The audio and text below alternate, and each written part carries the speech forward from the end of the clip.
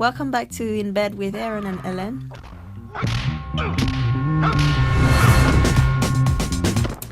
Today we're going to be talking about food because we didn't really discuss about it, even though it's in our main subjects. So Aaron is going to take you through, as usual, the email addresses, the contacts, and everything where you can join us. Yeah, send us through your questions to Twitter, which is probably where a lot of people are hearing this originally from. But if you haven't heard of it, it's at Famous Ramos on Twitter.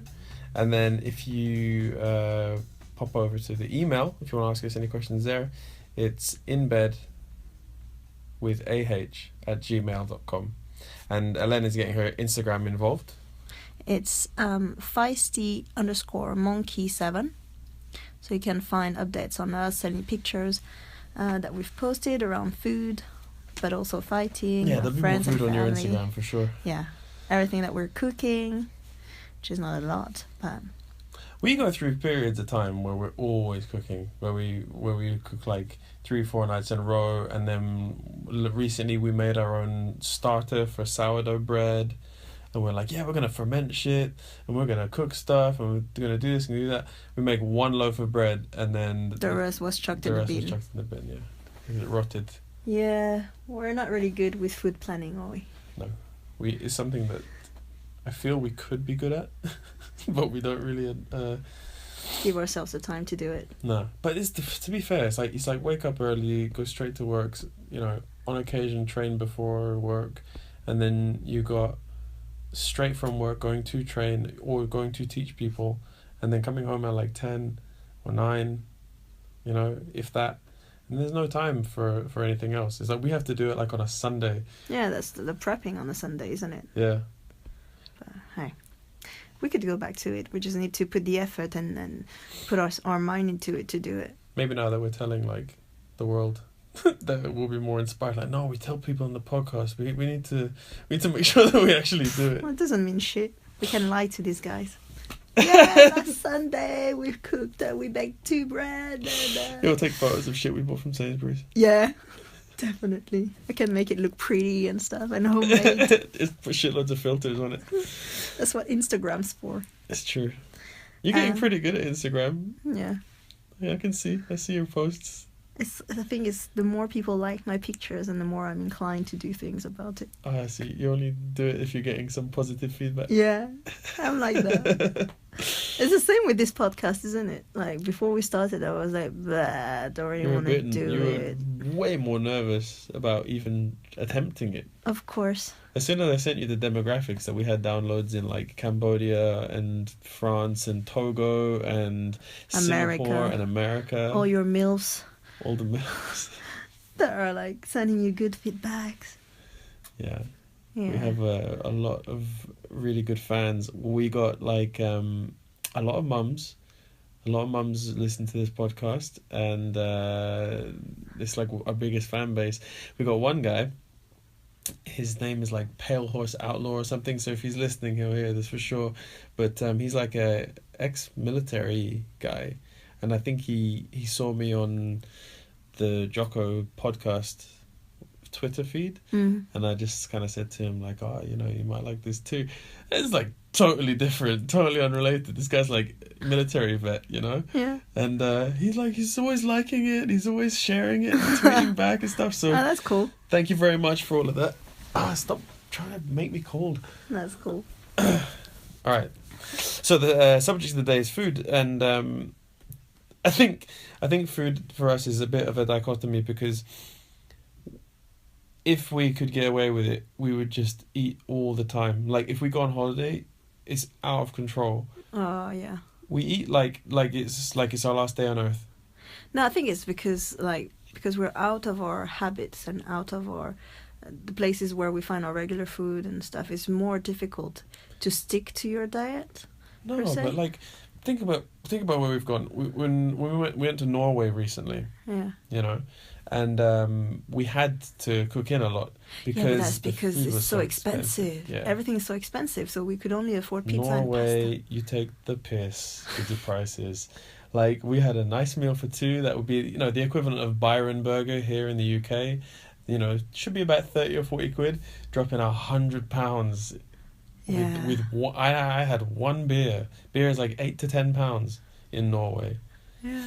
So we were doing a lot of shopping, but we had a kitchen, we had an Airbnb, we shopped, we stayed in, we still ate shitloads of pasta, shitloads of rice, like. But it was so good. It was good. It was cozy as well because we had a fireplace and stuff, so. Yeah. It made it good after all the hiking. Yeah, that's the thing. We were like using a lot of energy. We needed to recover. Is that how you justify it? We were burning calories. We were burning loads of calories. We walked to the shop today. Let's eat some pasta. But yeah, like food is really important to us because, first of all, I think both of us, come from a background where we were kind of really fat. And when we were kids. Yeah, when we were kids. Do you know how much you weighed when at your fattest? I was 61 kilos at my fattest. 61 kilos, and you are now 5'2". 5'3". Excuse me. You add an extra inch. I am not adding every time you're trying discussion. to remove inches. You're from 5 me. foot tall. 5'3". You're 5 foot tall. Shut up. I am 5'3", so 1 meter 60. And were to you be that precise. height when you were 60 something kilos? Yeah. So that's like 10 kilos heavier. Yeah, but what you don't understand, it was 10 kilos of pure fat. Like yeah. at the moment, I'm 50. Now you're dench. I'm 56, pure muscle. You know? Yeah, pure muscle, sure. Just muscle. And it's true, like, it was pure fat. I was wobbly. Like, yeah. There was no muscles, no muscle tone, nothing in me. Yeah. I was similar. The most muscly part of my body were my ears. Your ears? Yeah, that's about how muscled I was. And yeah, you too, you were... Yeah, but like, I was way fatter than you were. Like, I was... my fattest, I was 14 and 15, probably 14, because 15 I started to slim out and get taller. But I was like, I was about 5'5", and I was 15 stone, which is about 92, 93 kilos. And 5... 5'5". Shit. Yeah. So what? Who do we know that's that height? Anyway, I was fat. I had boy boobs. I would wear a t-shirt in the swimming pool to hide my shame. You had boobs? Oh, yeah, of course. Aww. They were tender. They hurt. Oh. They were sore. You know how it feels now. That's why we have to wear sports bra. Yeah. I checked in like these books and it's like, boys can have this too. It's like totally normal. I was like, why? If it's totally normal, why does no one else have it? Well, it's only fat people. Like, nah, but like, you know, at school, like people just punch you randomly. What boys do anyway. Yeah. Sometimes they punch me right in my boob. It hurt so bad. Oh. It was awful. But yeah, at that time, like, food was even more important to me because I went through a period of time where food was my best friend. Oh, that might be the saddest thing I've ever heard you say. It was my best friend. A good bowl of rice with Maggi sauce.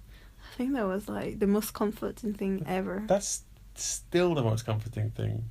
I know, but you at don't that even time, taste your food before you put Maggi sauce in it. Yeah, but that's because it's so tasty. I wonder if that's a French Asian thing, like Maggi sauce, or if it's something that is used a lot in any other countries by Asian families. I thought it would just be an Asian thing. Yeah, but you know, you'd be surprised. Would I? Yeah. I'd be surprised. Super surprised. I think you'd be surprised. Yeah, it was like my best friend.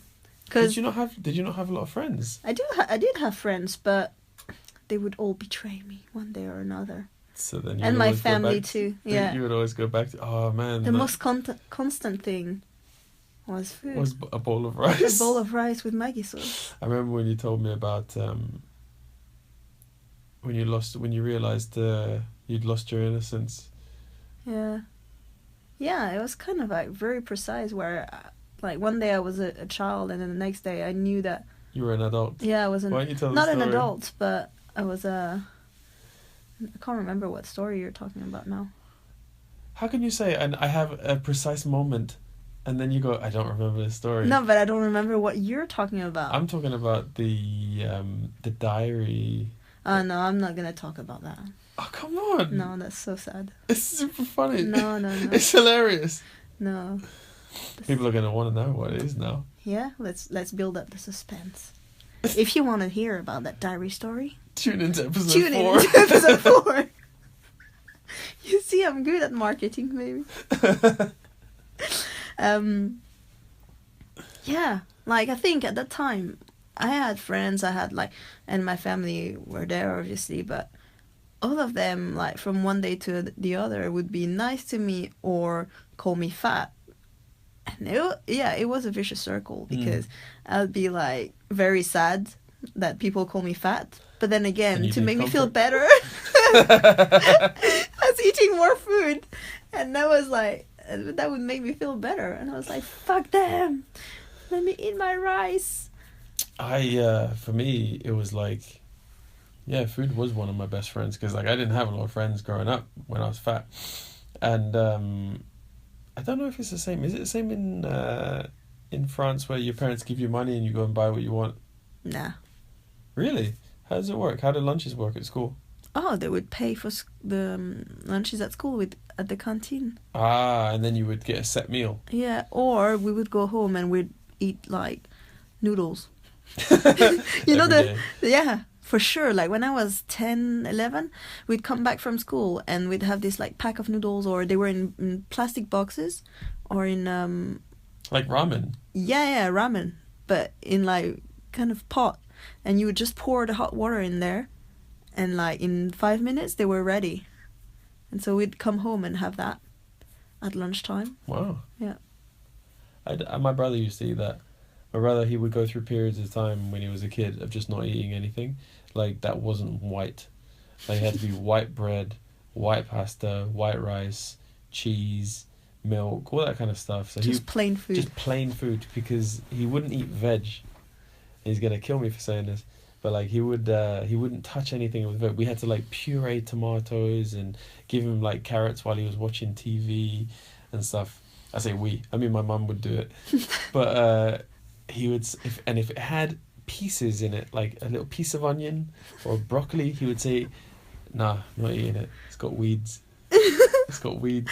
That's so cute. Like weeds from the garden. This is when he was really young, by the way. Now he eats anything. He's fine. He's kind of the same as me. I don't think he's picky at all. But yeah, as a kid I would eat anything. But in English school, you get given your money by your parents, like £1.50, £2 or something like that. And then every day. Yeah, and then you give it to the school at the beginning of the day, and then they tick your name, and then you get your lunch. It's like £1.50. That's so stupid. Why would it go through like the hands of the children first, and run the risk of having it like stolen from them? That's where the cliche comes from. I'm going to steal your lunch money. Yeah. Yeah, and you know what's funny? I was pretty badly picked on at school, but no one ever stole my lunch money. They knew you needed it. They knew I was going to be hungry. That was the one thing I would fight for. But yeah, I went and but they had two options.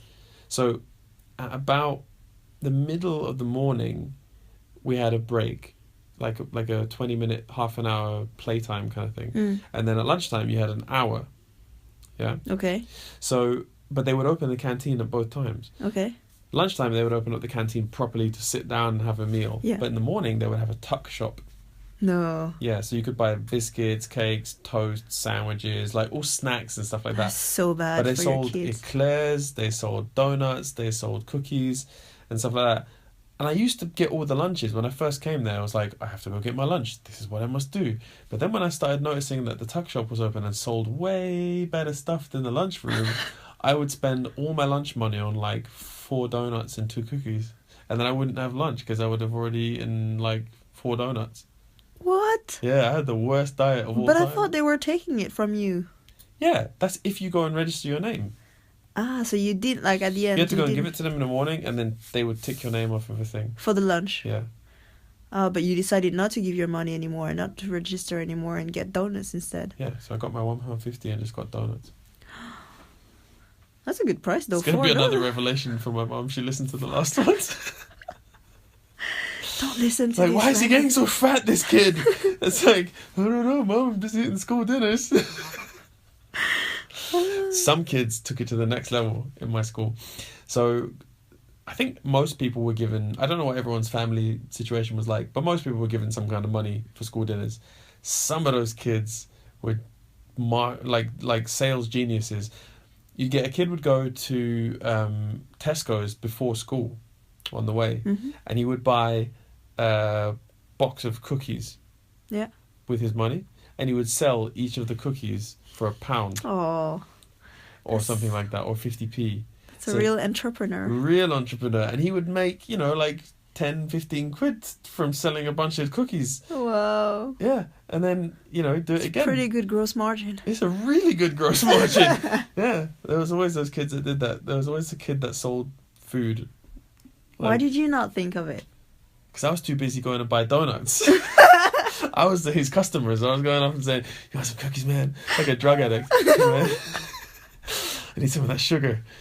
Oh, just imagine fat Aaron wandering around in school. I had a real problem. I remember we went on a school trip to Belgium, and I was a chubby kid at that time, and they made us walk so much. Like now, I love walking, but when you're a fat kid, you don't want to walk anywhere. So we were walking from A to B in Belgium and going to museums and going to here, going to there, and my thighs were rubbing together the whole time. Oh,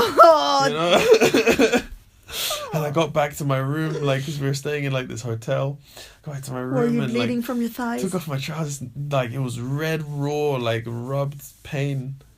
Yeah, but they sell shit for that, I've seen it on TV now. For thighs rubbing. They the two ads that come on TV back to back. You have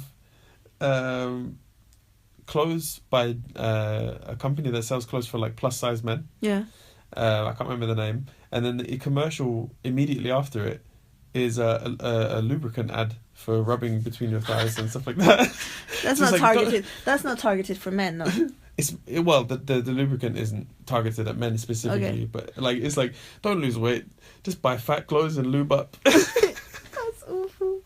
So do you reckon it's because of these lunch monies and all these donuts you had at I was eating 4 morning breaks, maybe 2 eclairs and 2 cookies, or 2 donuts and 2 cookies every single day. Do you reckon that's why you were fat? Maybe, but I used to drink drinking yogurt before school, with cereal in it. Because I remember exactly how I got fat. You know how you got fat? Yeah. How did you get fat? I just remember exactly how it all started. Oh, yeah. And my parents went on holidays in the US, and they left us to stay at my auntie's house. And my auntie is literally the best cook on earth. Obviously, thankfully, my mom doesn't understand English, so she would never listen to this. She is an amazing cook. Those pancakes, those crispy Vietnamese pancakes. Yeah, my mom doesn't know that. I think my auntie is the best cook on earth. So. Your mom's an amazing cook, though. Yeah, she is. But there's not much in it. My auntie is just another level. My auntie is an artist. Your brother is going to listen to this and tell her. Yeah, no, they won't. When it comes to cooking, and plus my brothers think the same. Agree. Yeah, they agree with me, so they will never say anything like that to my mom. But yeah, my auntie is just. My mom is she's a cook. She cooks for the family. She makes sure that we have food and we're surviving and all that. And she cooks good food and stuff. She's a home cook. But she got her favorites. She always makes very this core of dishes. Yeah, but my auntie, she's an improviser. Your mum's a chemist and your auntie's an artist. Oh yeah, for sure. My auntie is the artist. She puts things together, make sure that they all taste good.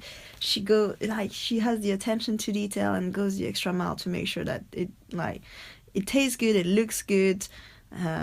Yeah, she's amazing. But we stayed at her house for 2 months, and she would cook for us the best food ever, and she would allow us to then go to sleep straight after lunch. And literally for 2 months, that's what I did. You just would eat and then sleep? Yeah. And that would be the worst thing ever. Sometimes I would go out and run around and play balls and stuff like that. But that would be probably 3 times out of the 2 months. The bigger you got, the less you went outside. Exactly. As the holidays went on. By the end of the holiday, you were just coming out of your room for food and going back. For sure. That is the best way to look after kids, right? If you don't want them to get in trouble. Yeah, for sure. And then when my parents came back, I'm pretty sure my mom stopped when she saw me, while I was running into her arms. I think she had a moment of blocking. She was, who's that kid? Who's that fat kid? Who's this kid that ate Ellen? Yeah, that's all. It all started. Yeah. And then it all went south from there. And then you just realized that food was just too good. Food was too good. Yeah. Yeah. But yeah. So how about you? Like, did you just from one day to the other realize that you were fat? I just realized I could get away with buying sugar every day. So yeah, I so did. it's definitely the lunch, the lunch money. But for me, that's why I have a real sweet tooth, which you don't. You'll eat like savory stuff for days. Yeah, but I don't think that's yourself. why. But like I have a sugar craving, like I can eat for a meal. I could just eat desserts, and I wouldn't feel weird or bad. I don't get queasy, and I don't like rich food. People are always like, "Oh, that chocolate cake is too rich." I'm like, pass me another slice. Like chocolate cake and brownies and white chocolate, all this kind of stuff. I never have issues with that. I don't think you have a sweet tooth because you used to eat so much sugar. I think you either have that taste or you don't. Maybe. I've always been like... My dad has a sweet tooth. Yeah. He just used to live, like, when we was kids, like, I remember we'd hear stories about my dad, and he would just have lived all day on Snickers and coffee. It was so weird. And he was really skinny as well. Yeah. So, yeah, who knows. I wasn't skinny. I was not skinny at all. Well, now you are. So you're taking up on... Excuse me. Solid muscle, just like you. Yeah, whatever. In my mind. But anyway, like, even today, food is still a synonym of comfort for me. Like, That is the order of the day when we go to your parents' house in Paris. What do you mean? Like, the whole family revolves around food. There is always like 1 or 2 members of the family assigned per day to chopping things, and you walk into the kitchen and someone will be chopping something, chopping vegetables, chopping meat, chopping something, and then like everyone will gather together, and there'll be like phones will be ringing, and then people will turn up and stuff. It's really cool. I never had that growing up. Like, it was a struggle to get the 4 of us to sit around the table. No, for us it was like compulsory. We Really? had to wait for my dad to come back from work and sit all together, and we weren't allowed to like pick on the food on the table Unless everyone was there? unless everyone was there and ready to eat. Huh. And I remember my dad was even more picky than that. Before we started eating, we had to wish each other a happy meal. What? Yeah. And I usually was the one that had to say bon appétit, and then everyone would reply bon appétit, and then we'd start eating. Because you were the baby. That was like ages ago, man. You were I the forgot lowest about rank. that. Yeah. I was a slave. That's You what were the you slave mean. child. Yeah. We had a period of time, I think, when I was pretty young, where we would all sit around the table and we would all say grace. But would you hold hands and everything? We would hold hands and we would sing grace. No. Yeah. Like what? No, I don't remember the song. Oh, I don't remember come how that. I don't on, remember the whole song. I don't. But yeah, we would sing grace, and then slowly but surely the TV took over. Oh man, that's so sad. Yeah, and we all just would sit in front of the TV together. But we used to really love watching movies together, and we would all talk about it and get excited, and we'd have a new one on tape or something like that, or because like we didn't go to the cinema very much as kids. It was a real treat to go cinema, but like when we went, it was an event. Like, we loved it. Sometimes if we had, I remember we did before, we would watch 2 movies in one day at the cinema. But yeah, that's cool. But for us, it wasn't necessarily like, it's nice, you're spending a lot of time together watching TV and stuff, but for us, eating was the event. The food itself was the event. The food on the table was the event. It's crazy because my mum's food could have been the event. My mum is a wicked cook. Yeah. Like, you've had her food. Yeah, for she sure. cooks like these tasty stews and meat, and she's an artist as well. She's experimental with what she makes. I remember one time she made these cheese twists. Yeah. I don't know what they were made out of, but it looked like, the pasta that you twist. Do you know the one? Yeah, fusilli. fusilli. And it looked like that, but it wasn't pasta. It was like this cheese twist. I can't describe what it was made of besides cheese. Was it puff pastry? No, I don't think it was puff pastry. Honestly, I don't know. My mum, she gave us these things. We ate them, and I was like, "What? How did you make that?" And she goes, "I don't know. You'll never have it again." What? I know. It broke my heart. Did she say that on that day? She said, "You'll never have it again because I don't know how to make it." Oh. She just experimented one day and made the best thing I ever tasted, and then that's it. You know what? Maybe it wasn't that good, but you just had such a good memory of it, and No, it was that good. Trust me. It was cheese. It was melted, cheese. melted like cheese. Melted cheese, yeah. Yeah. But I guess that's like where your relationship eventually transforms, because now we train all the time, you know, as much as we can, and food becomes kind of like this thing you have to battle. Yeah. You know, or be very like conscious about. I've never been so conscious about what I've been eating and what I was putting into my body until I started training, until I started, you know, getting ready before competition and making sure that I was on weight. And competition week is miserable with food. Well, yeah, but that's why we need to like make sure that we're not going crazy outside of competition, isn't it? Well, the worst we ever go over in weight is like 2 or 3 kilos. Like we never go fucking Excuse me? 5 or 10 kilos over. Coming from you, who's gone up 2 weight cut, of course. No, I've gone up 1 weight category No. in each martial art. No. What? You started competing at 82? And now I'm 88. And then you went up to 86? No, there's only 82 and then 88. Is it? Nothing in between. Oh, okay. Yeah, and in MMA is was like 75 and now I'm... 77, you started at 77, no?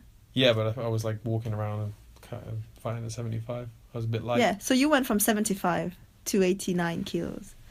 Yes, not in the same sport, but still. When I say we don't have to lose much weight, I mean we don't have to cut much weight to get to our bracket, whether it be 102 to 100 or 92 to 90. Yeah, but my point is, yeah, you only have 3 kilos to cut because you've gone up in weight cut every time. Yeah, maybe that's pretty bad actually. Well, it's not bad, but you're probably fighting now in the right weight category. Maybe. I feel good at this weight. But, oh man, like, it's I find controlling my eating so difficult because I'll almost use any excuse to give myself permission. Of course. Tell me about it. For the last week and a half with my injury, like I have a neck injury at the moment, I'm like getting fatter and fatter on a daily basis. Like I can see it, like my belly is getting bigger and bigger and my muscles are becoming all fat again. And the thing is, I know I'm getting fat, but yet when I have to choose between vegetables and potatoes...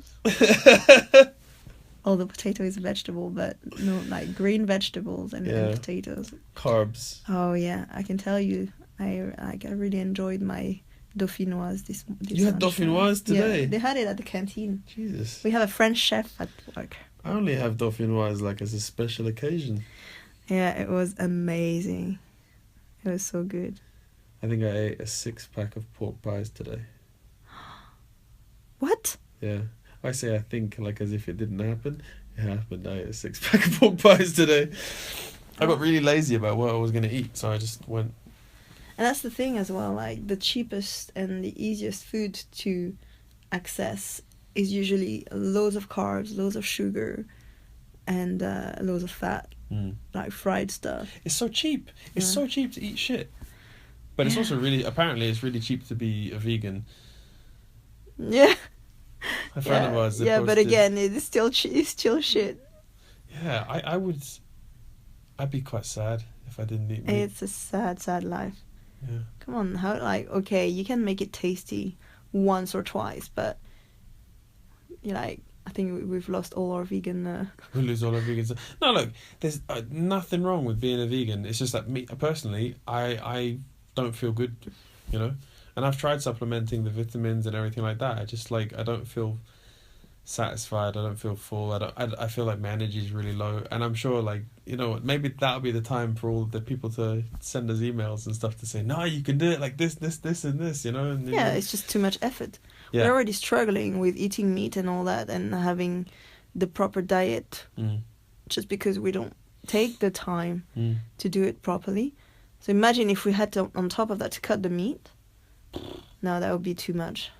Yeah. It's not only the effort. I think for me, it's the taste. Like, I love meat too much. I love the taste of meat too much. I remember there's been, when we first got together and I cooked for you a few times, and I was like, just kind of was feeling a bit lazy, like I couldn't be bothered to go to the shop and there was no meat, and I kind of just hinted at you like, oh, I might make a vegetarian, and you went, what vegetarian, what? No, Do you remember we're gonna go get some chicken. Do you remember you cooked Mexican for me the very first time, and it was a vegetarian dish, and I came home and I was like, say what now? Yeah, it's true. Where's the meat? It was so tasty. It was really good, and it took me freaking ages. Yeah, but I still sent you outside and go buy some chicken. Nah, you called me on the way and you brought chicken with you. Did I? Yeah. No, did I? Yeah. I remember you going out to Tesco's and buying some chicken. No. Regardless, you're a carnivore. Well, yeah. I'll put it as an excuse that my body needs it. Maybe. I think both of us have really high protein requirements. Well, because I assume you're getting your body used to it as well, so... That's true. If we didn't eat so much all the time, maybe we wouldn't feel like we needed it. Yeah, exactly. But, yeah, I've never been so conscious about my diet, about what's good and what's not good for me.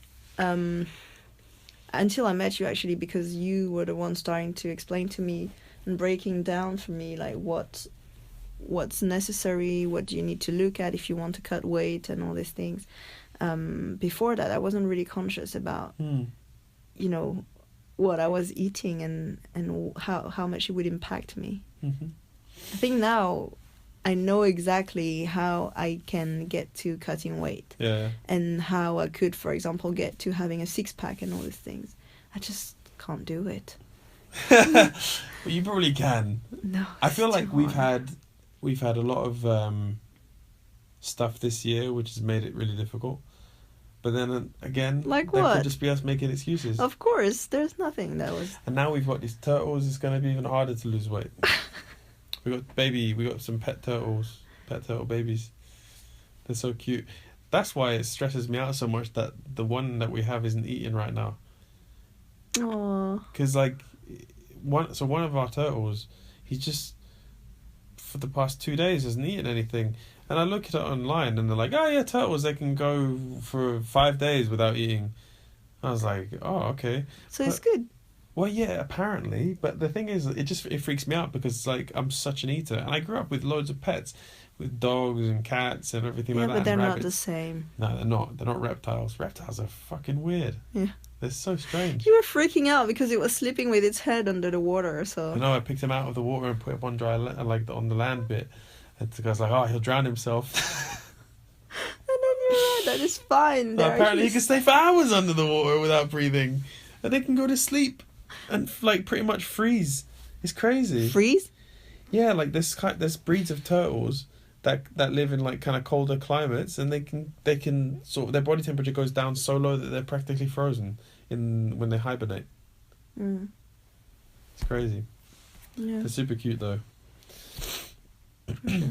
Anyway, food is also important to me because I think we touched base on that earlier, where we're like... It's not touching base. Shh. Touching base is when two people meet up.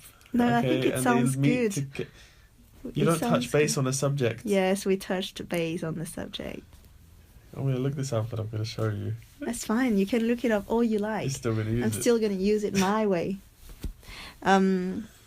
So we touched base on the fact that I can't even remember what I was talking about, to be honest. You're too busy defending your nonsense use of touch base. Yes. Yeah, on the fact that my parents never used to say that they loved me and all these things. And in the first episode. Yeah. Yeah. I think we talked about that, didn't we? Probably a couple times. But that's fine. I never actually doubted the fact that they did love me until I actually realized I never actually said it. And I realized that because we were talking about it after visiting your mom and realizing that she was telling us she loved us for every 2 seconds. It's just I'm going upstairs now. Love you. But that's great, That's her personality. And did I tell you about when I spoke to her about your family? What? I was like saying, they don't say I love you, you know, like they're quite tough.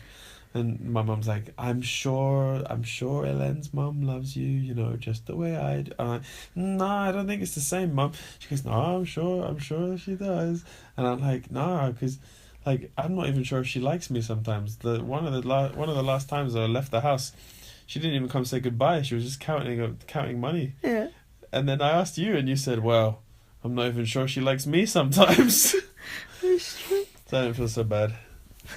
But no, I was joking. Of course, I know that she loves me and stuff. Because she feeds you. Yeah, and that's the thing. Like after talking about it, I realized that the way I perceive the love from my family is through food.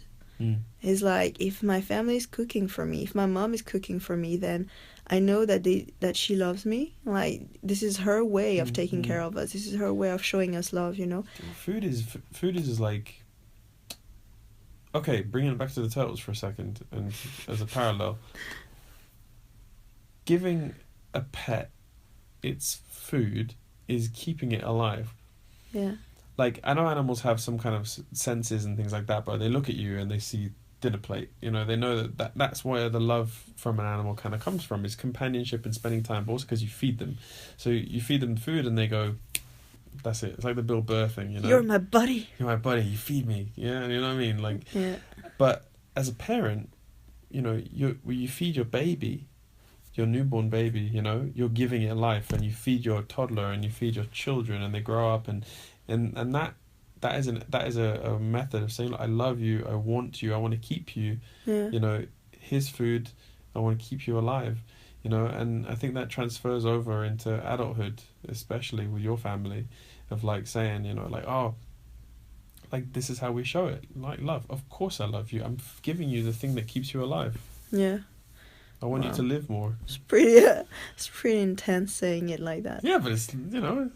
But it's funny how it's really impacting my perception of friends and family and everything, because I just realized recently, like, you know, the other day when one of our friends cooked for my birthday. Yeah, the jollof rice. Yeah. Oh, that was so good. Extra spicy jollof rice. Spicy. Everyone was weeping and crying. Oh, and come on, there was stop me and it you now. sitting there eating it like it was nothing. Yeah, whatever. I used to be a bitch when it came to spicy food, and I feel like I've come a long way. Okay. And that jollof rice was like the exam, and I passed. Okay, you passed the exam. I passed the exam. But anyway, I've never felt so loved by Harry because of that. Yeah. You know, I was like, oh, she went through all that effort to cook for all of us, and you know. And also that chocolate cake. Yeah. Do you remember where that came from too? Yeah, for sure. Even that amazing chocolate cake, I was like, oh, I was really touched by it, you know. Yeah. Food is very much love. Yeah.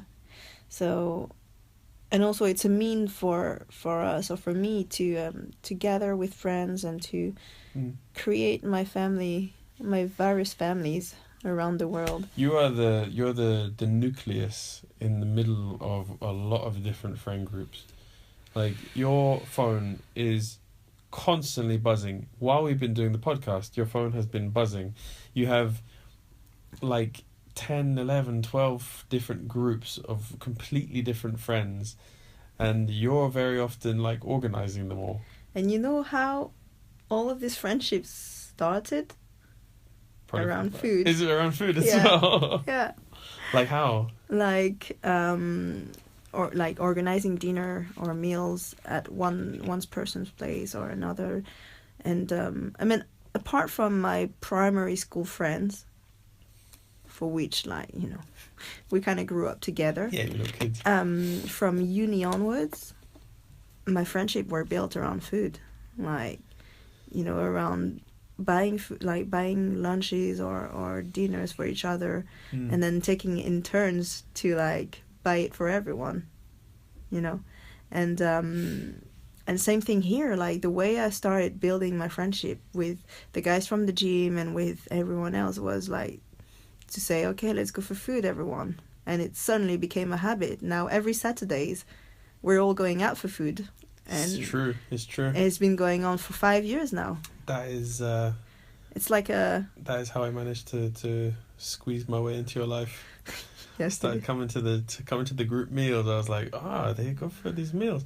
So I just sit next to them all while they discuss it, and then, it's true. Do you want to come to the food with us? I'm like, yeah, I totally do want to come to food with you. You're not even laughing about that. It's true. I do remember one time where you were like sitting around pretending like you're doing your thing, chilling out, and then you would hear us talk about it, and you would be like, oh, you guys doing something? Friends. Yeah. I was like, that's my way in. It's my way in with this little group. Yeah. It was good though. We said as well, that's how I managed to get you on side. I fed you. Fed you nuts or whatever.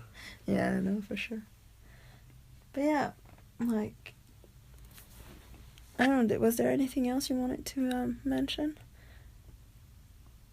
I don't think we've said anything about any type of food in particular, but I don't really want to talk about any dishes or anything in particular right now. I really wanted to like touch base around... Stop saying touch base. You just wanted to say touch base. You engineered that whole sentence so that you could say touch base. That doesn't make sense. No, but it gets you red, and that's what I'm trying to go for. To get me red? Yeah. No. I don't think types of food matter, but we do eat a lot of the same stuff all the time. We come back to like a few key dishes. Like we make massive meaty stews with That's because they're easy pork. to cook. They're easy to cook. You just put them in the oven and forget about them, but I really like them as well. Yeah, I guess it's homely, like homely food. The whole isn't house smells like them when you cook them as well. It's very comforting, like all these soups and stuff. And then we eat the food, and like at the moment we're watching a TV show, but a lot of the time we watch the Food Network. Yeah, it's true. We eat food while watching Food Network. Eat food and watch food. And so we plan for our next meals from this. You know, I do that when I'm cutting weight. Yeah, watch the Food Network. I watch the Food Network. It's like watching food, like, and not being able to eat it for some reason just makes it like all the more delicious when I actually get to have it. Yeah, it's true. I've never appreciated food so much after having to cut weight. You know, you don't realize, and I think that's why it's good for people to try and refrain from eating things, or that's why people do go like days without eating. And not saying starve yourself, but maybe, you know, just for a day. No, but dial it back. I was talking about, how do you call it? People doing it for religious fasting. Fasting. Yeah, that's the word I was looking for. Yeah. Isn't it a thing, like, to actually be thankful for what you've got? Yeah, it's fasting is about, in most religions, I don't know about everyone, but fasting is generally about depriving yourself. Yeah. To show that you can be disciplined enough to do it, to bring yourself closer to God, or Lord, a God or the gods in some way. It's true. That's what it's about. Okay. It's about. I've done like 24-hour fasts and stuff before, just for health reasons and to try it out, you know. And it's weird when you don't eat anything at all, you don't put anything into your body, just water maybe or something like that. Your body state changes. So for the first few hours of the day when you wake up, you're starving, and it gets to like lunchtime and you're like, oh, I'm gonna eat someone's face. So hungry. If you get past that hump, you stop being hungry. Yeah. And you start being really awake. You go through this mad transformation where you feel sharper. Yeah. You feel quicker. You feel more energetic. Like just more focused and tuned in. Yeah. It's really strange. That's weird. I mean, it kind of makes sense because you're most of the time quite lethargic after eating, isn't it? Like after lunchtime, and that's why your aunt put you to sleep after you ate. Yeah, sure. But I did fast as well once for a week with my friends, like to show them support through their Ramadan. Yeah, you did it the proper day to night no Yeah. water. The only problem is that they would then go home and have like a massive meal, and also what they would wake up very early in the morning and have a massive meal before they start the day, which I didn't do. So it was really hard. And I think, you know what, the worst was the water, like no drinking. It was like the most painful ever. The food wasn't so bad, although I would say that that's when you realize people talk about food all the time. Yeah. But the like dry mouth and like I've never dreamt so much about Coca-Cola than when I wasn't able to drink anything. Like, you know, I don't really like to drink. No, sweet drinks. Yeah. But yeah, I really craved it after fasting for one day. It was horrible. People do talk about food all the time. Yeah. People talk about food. They talk about what they eat. They post pictures about the food that they have. Yeah. And everything like that. Like, food is a huge part of internet culture. Yeah, for sure. Huge part. You cannot scroll through a Facebook timeline or an Instagram timeline or a Twitter timeline without seeing pictures of food. For sure not. And also it's with the internet, a lot of new professions have developed, isn't it? Like bloggers, like food bloggers and what? Vloggers. Vloggers. And yeah, I would love to be like to do that, but I just realized I love food too much to get good at that. You know, every time we go to the restaurants and we're like, yeah, let's take pictures, and then maybe one day we'll get invited for free to eat something because we'll write reviews and stuff. As soon as we sit down and the food arrives, It's gone. we're like, we've already eaten half of it. We're like, shit, we didn't take pictures. It's true.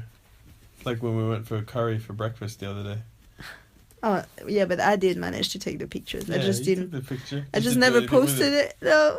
We'll post that picture. We'll post the picture that we're talking What? about. 3 days later. 3 days later, just to show that we actually did it. Okay, I'll do it. So good though, but yeah, man. But people are trying to. There are some people like, okay. So remember the other day you said someone that we know. They said that they don't like music. There are people that don't like food.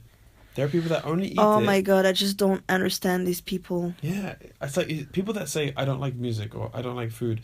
I don't want to alienate them. I don't want to say like, oh, you're weird, because okay, it's your choice. You know, it's like I don't like certain things too. Okay, that's fine, but not liking food is a really bizarre concept to me. I know, me too. It's hard And to I understand. think it's probably a same thing around education, isn't it? Like if you haven't been brought up in a family You mean where a family food, education? yeah, family education, where food was, you know, important and was a ritual, and I don't know. I would assume that that's really impactful onto your perception of how it is. And yeah, I see what you mean. There's people. There's scientists devoting their time to developing like a pill that you can take instead of a meal. Man, I wonder what percentage of the population would go for that. Less than 2. I guess no. You know what? I guess I'm this making is up statistics, yeah. but I think less than 2%. No, I guess that would be good for Astronauts. or military people, or you know, people that really can't afford or don't have the time to.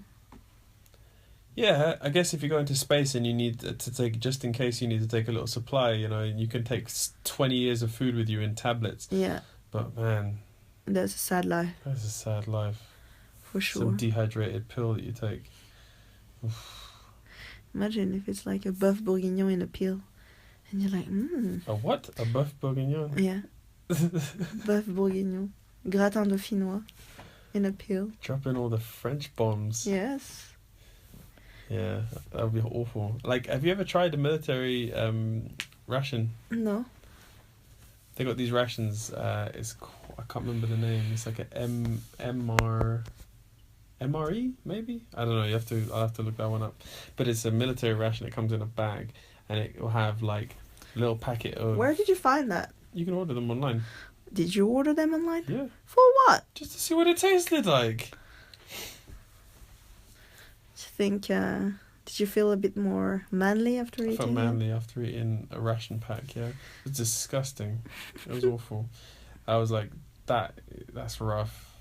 It's hard to eat. It tasted like a lot of the food tasted like soap and cardboard and stuff like that. And you just got to think it's because they need it to be preserved. Yeah. But living on that for any length of time would make me furious. And well, I guess, you know, it depends what situation you're in, isn't it? If you're in a survival situation where any food or any nutriments is good to have or good to take, you wouldn't spit on it, you know. I guess it's true. It's necessity and, you know, choice. Yeah. Choice. Yeah. It's the pick between that. Yeah. I think if I have a choice, I'm always going to choose real food. For sure. But I'm a sucker for convenience. I eat really conveniently as much as I can. What do you mean by that? Just like, I went for a period of time making my coffee in the morning and putting it in a flask, and then just to save that a little bit extra time in the morning, I just go and buy it. Yeah, for sure. But that coffee that I make is so much tastier. Yeah, but you're lazy. Yeah, I am. I need to fix that. Talking about it now, out loud, does make me want to fix it. Yeah, whatever. You said that like so and I many want to times. make my own kimchi and do another thing of sourdough bread and keep the turtles alive and go train jiu-jitsu and go to work and get up in the morning and go for a run and do all the things I'm meant to be doing. But you're just too lazy to do. That's crazy. Like, so I've been listening to that Jocko podcast a lot, right?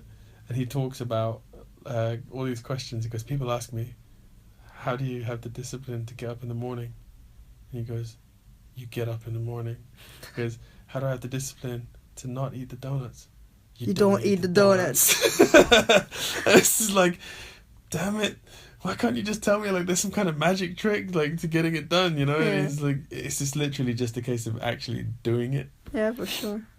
Yeah. I guess it's feasible, but it's just hard sometimes to It's not go for the easy option. But everything's designed. Everything's designed. Have you seen the Hungry House advert? Yeah, no. Don't cook. Yeah. Stay in. Don't go out. Stay in. Don't cook. Call I mean, us. it's this new generation, and plus living in London makes it even more difficult because everything is so convenient in London. Like, There's look 3 around Tesco's. us. Yeah, there are 3 Tesco's around us. They're like within 200 meters to our house. There is a Japanese restaurant, a Korean restaurant, a pizzeria. Burger King, KFC, diner type place. Yeah, there's probably like 10 restaurants where we could eat very easily rather than cooking. Yeah. Imagine if you worked near to this house. You'd never have to leave this area. Yeah, that would be awful. I'm quite glad I don't work next to here. No.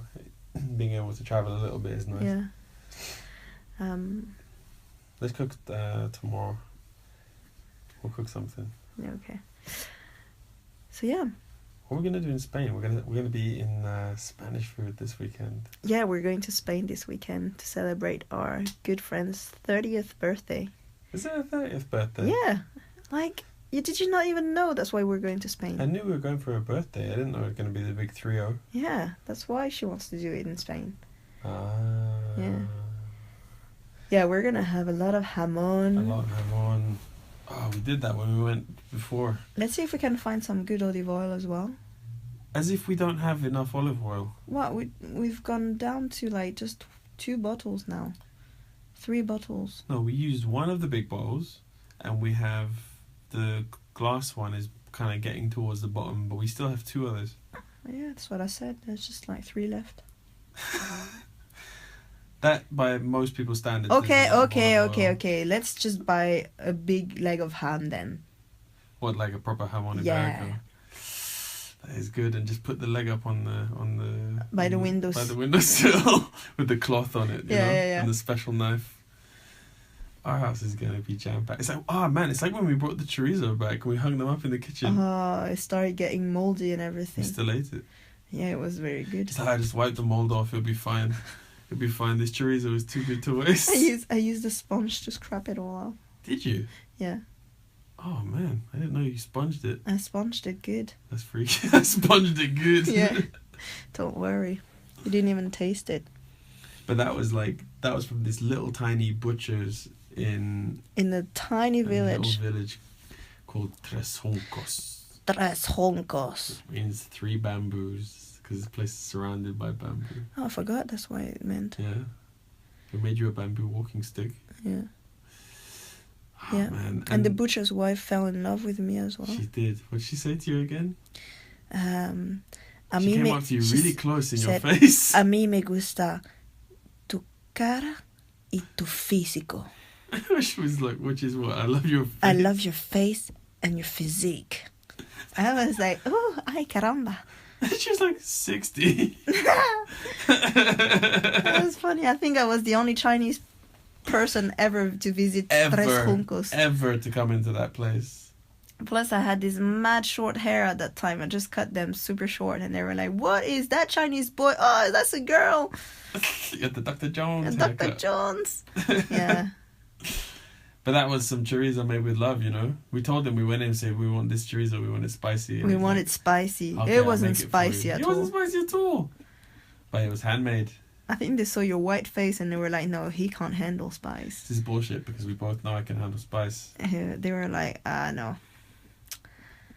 El gringo. One of our friends the other day, they said that they like food to be an ordeal. They like it to be so spicy that it's a challenge. Who said that?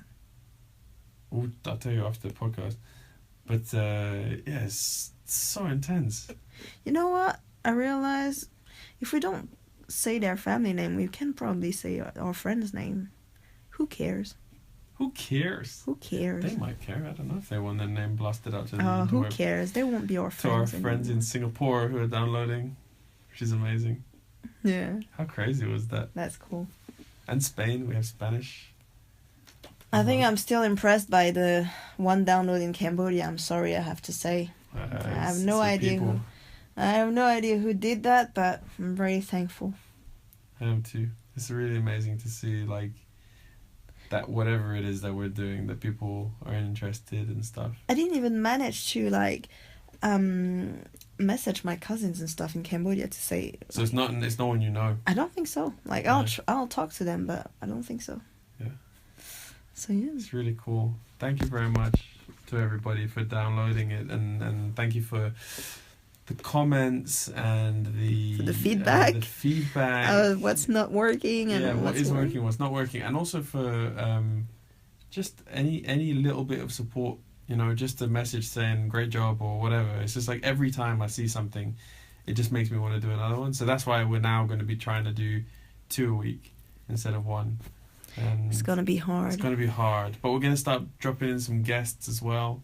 We've got some interesting people lined up, so they'll have more stuff to say. These are people, like, usually it's probably going to be our friends, but we might have other people too. Yeah. Whoever we convince to come into bed with us. Yeah. In the most platonic way possible. Like, hey, we podcast in bed, so you're going to have to come here. I'm talking to a charity at the moment to see if they would be interviewed. I don't think we'll do it in bed for that one. Maybe not. It'll be a bit weird, It would be a bit weird. But yeah, if it works, you guys, it's going to be amazing. Yeah. Yeah, great story. But yeah, I think we probably can, like, get a teaser around that for next episode. Yeah. Like tease what it's going to be about for next time. Yeah. Mm-hmm. Hint. It's Cambodian. Hint. It's about Cambodia. It's about Cambodia. Hint. But yeah. No, I actually meant to talk about it during next podcast as well. Yeah. We'll drop it in. It's getting late. I think we're going to probably sign off now. Yeah. But I hope you guys enjoyed it again. We have, as always... And every time we have these conversations, I feel like I learn something about you anyway. So it's about me. Yeah, about you. Really? Yeah. Oh. It's good. It's good. All right. Thanks for listening, guys. Talk to you soon. See ya.